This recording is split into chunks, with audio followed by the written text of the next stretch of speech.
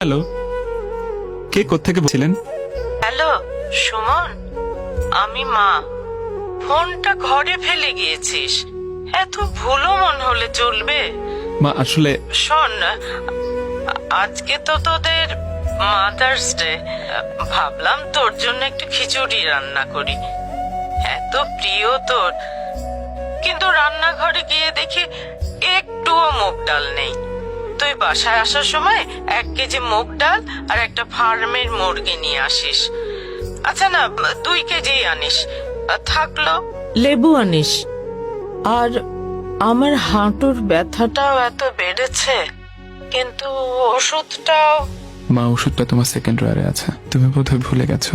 আর বাইরে খেয়ে আসিস না, তাড়াতাড়ি বাসায় ফিরিস। আচ্ছা তুই কাজ কর, রাখি রে।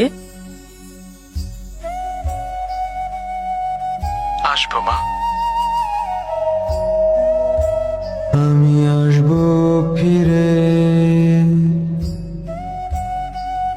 আমি আসবো ফিরে।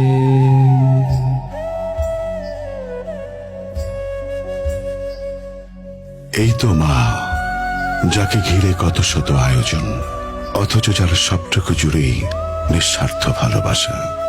মা, তোমার মতো করে তোমাকে হয়তো কখনো ভালোবাসতে পারবো না।